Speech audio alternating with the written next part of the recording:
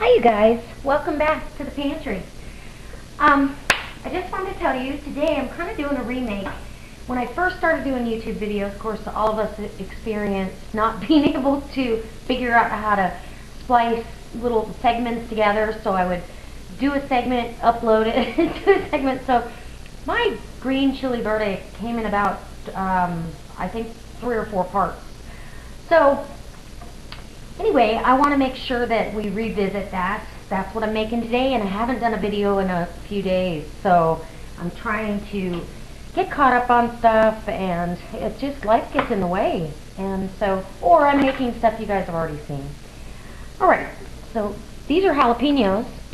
I've already got my ground, or not ground, but my pork that I've cubed into little, about 1-inch cubes. I've got those all browned, and I soaked northern white beans overnight. I'm just coring this jalapeno, isn't that nifty? Anyway, I soaked my northern beans overnight, and then this morning I got up early and I cooked them in a separate pot, so they're all tender, and this is ready to put together, so it won't take any time at all. Just the time it takes to tenderize that meat. So I've got some jalapeno here that I've seeded them, and they're clean all the way through. I'm going to chop those up in my chopper attachment to my immersion blender, which is kind of nice. So I just put them in here. I've got one large onion and a half that I had left over, so I went ahead and chopped that up. Just a rough chop. I've got about 6 really healthy sized garlic cloves. See if I can get this on here. I got it kind of full.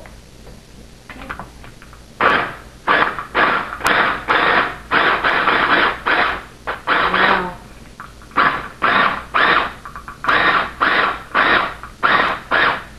Looks like that's it.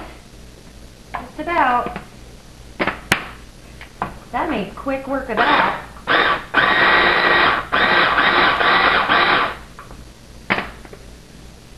Done.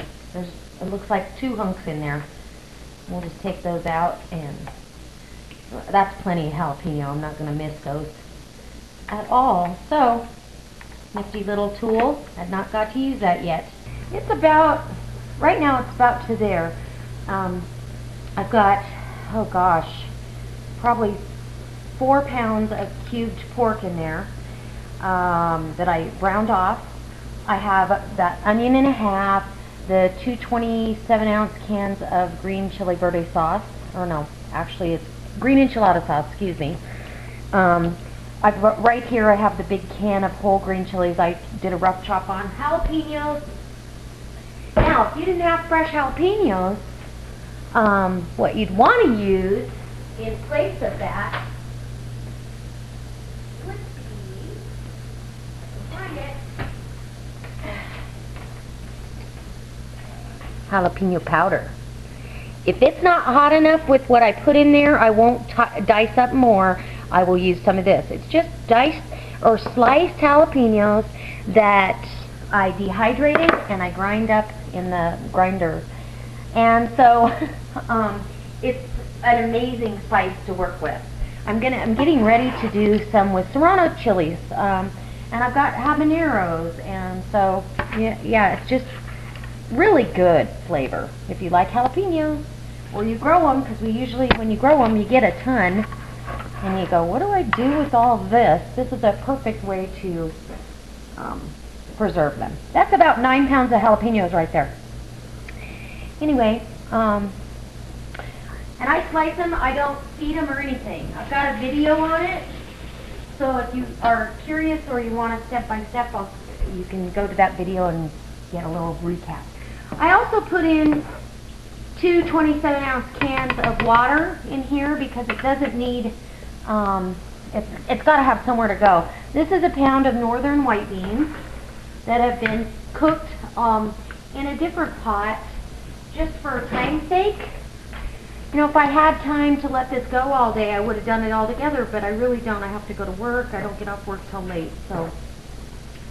And then because of the water, I'm going to add some of this chicken stock concentrate. It's by Knorr. I bought it in a restaurant supply. It makes 6.25 gallons.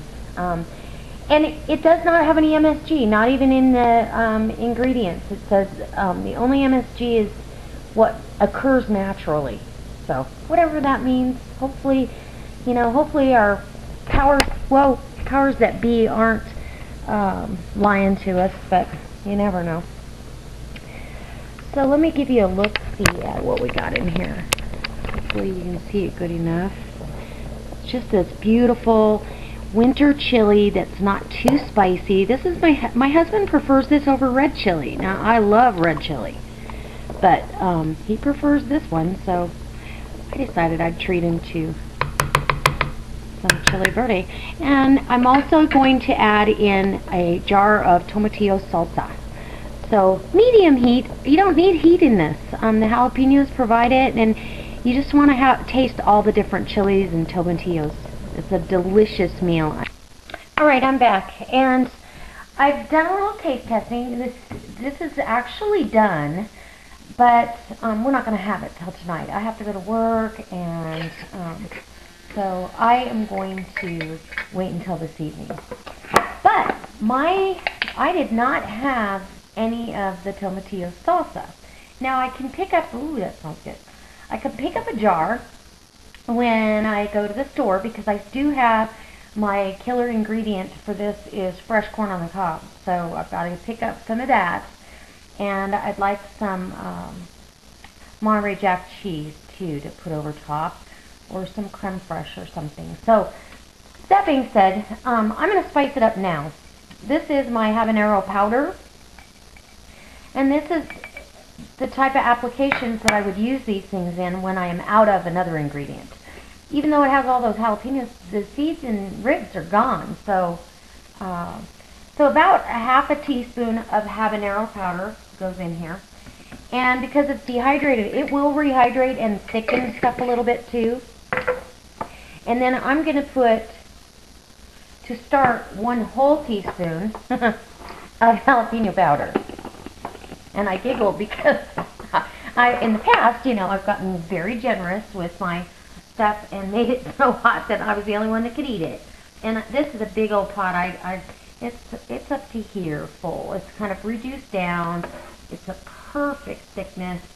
In fact, I'll just so you can see, I'll go ahead and get a little bowl out, and you can kind of see the thickness and viscosity of it.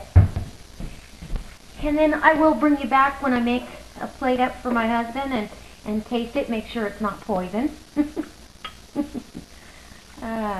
loves it that I taste solid food.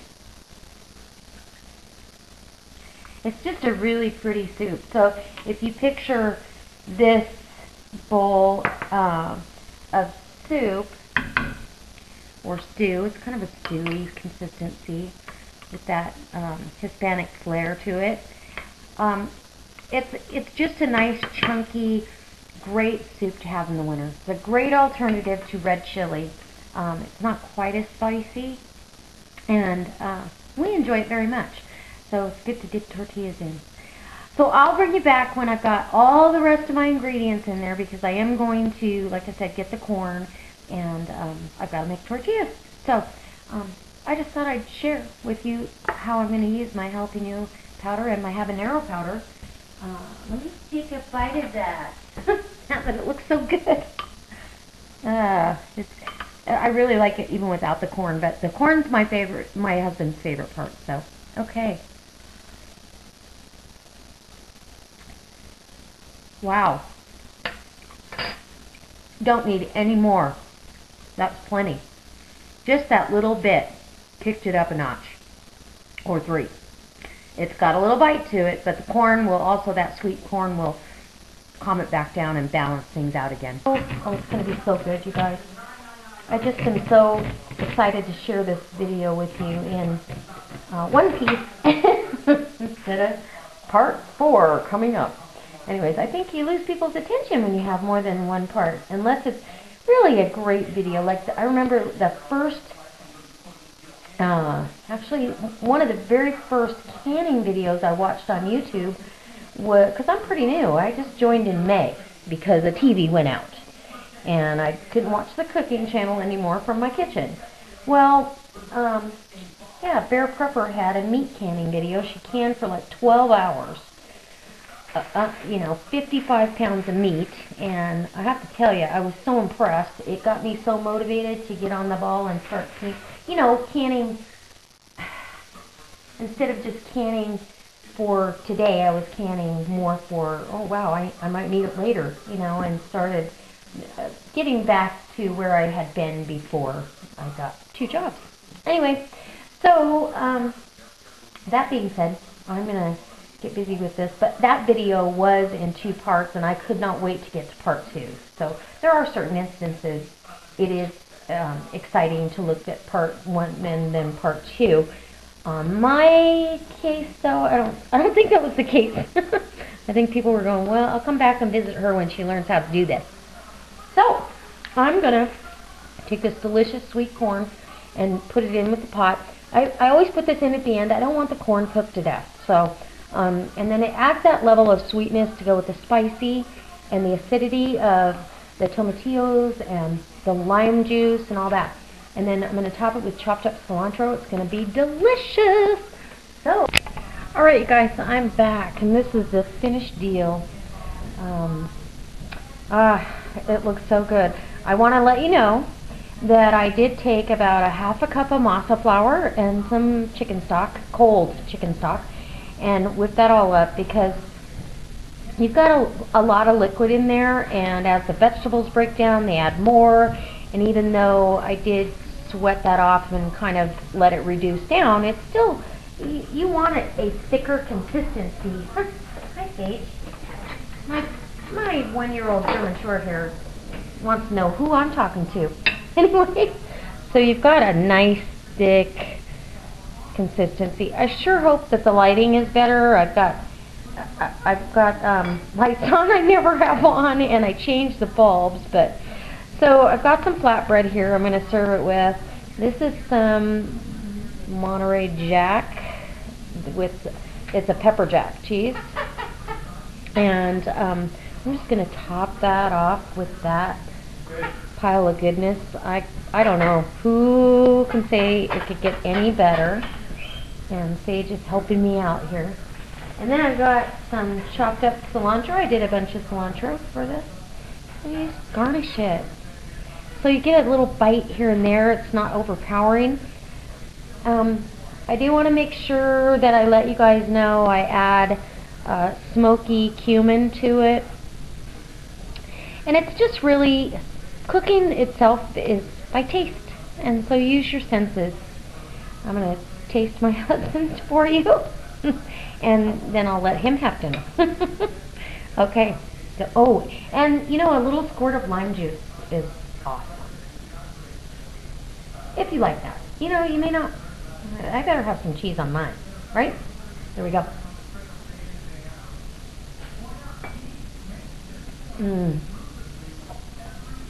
That is outstanding. So I hope this inspires you guys. I hope you try this, and if you haven't already, if you have, make it again. Oh my goodness. This is such a really warm and comforting meal over a cold, even warm nights, but you know, cold nights. Come home to a really nice pot of green chili verde. Yummy. And if this inspires you, please let me know.